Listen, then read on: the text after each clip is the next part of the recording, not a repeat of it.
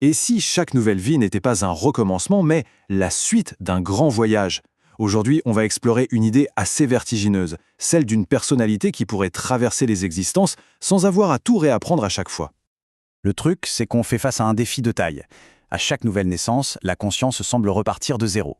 C'est ce qu'on pourrait appeler la grande perte de continuité, un effacement presque total de tout ce qu'on a pu être avant. Et ce processus d'oubli, eh bien, il a une conséquence énorme. Les 20 ou 30 premières années d'une vie sont souvent juste consacrées à reconstruire ce qui a été perdu, à retrouver une aspiration profonde.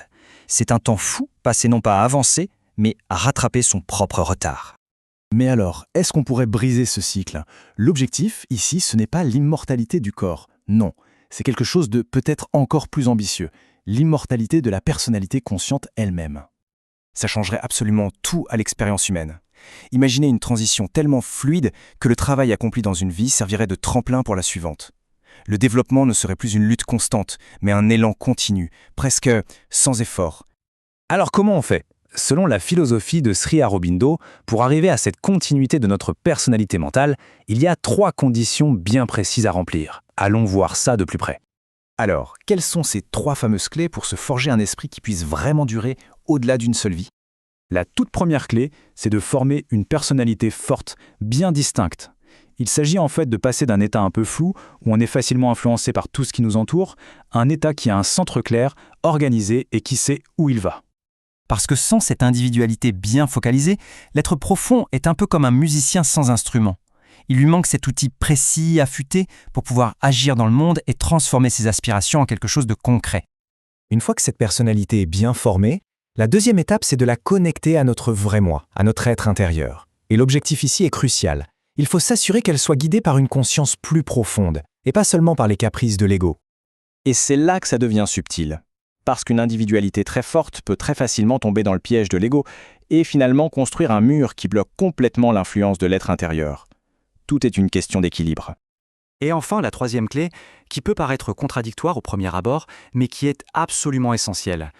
Ce soi, à la fois individualisé et unifié, doit en même temps rester complètement souple, ouvert au changement, prêt à être modelé par quelque chose de plus grand. En d'autres termes, ça veut dire être prêt à s'adapter constamment aux défis de la vie, aux expériences spirituelles et les laisser nous élargir, nous remodeler. L'idée, c'est surtout de ne jamais se figer dans une forme qui serait définitive. Bon, organiser le mental, c'est une chose, mais ça ne suffit pas. Pour que la personnalité soit vraiment durable, ce plan en 3 étapes doit aussi s'appliquer à une autre partie de notre être, une partie souvent bien plus coriace, le vital. Ce même processus, individualisation, unification et puis ouverture, doit donc être appliqué à nos émotions, à nos forces de vie. Et c'est souvent là que ça se complique.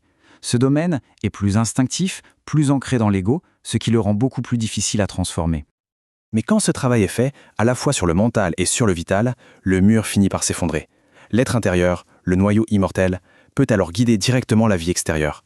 La séparation est enfin surmontée. D'accord, mais au final, quelle est la portée de tout ça? Quel est le véritable enjeu derrière cette idée de continuité consciente de la personnalité? Eh bien, comme le dit cette citation, une telle réalisation serait une victoire monumentale, une véritable percée dans la longue lutte de la conscience pour s'exprimer pleinement dans un monde matériel. Le point absolument crucial ici, c'est que la conscience n'aurait plus besoin de repartir de zéro. Ce serait la rupture d'un cycle qui nous est imposé par la nature même de l'existence physique, par sa rigidité. Et l'impact irait bien au-delà de l'individu. C'est la nature humaine elle-même qui pourrait s'élever. On peut imaginer des enfants qui naîtraient avec ce sentiment de continuité, leur développement mental et vital étant du coup incroyablement accéléré. Et tout ça nous laisse avec une dernière réflexion. Peut-être que la prochaine grande étape de notre évolution, ce n'est pas tant de chercher à prolonger la vie du corps, mais plutôt d'assurer la vie ininterrompue de la conscience elle-même.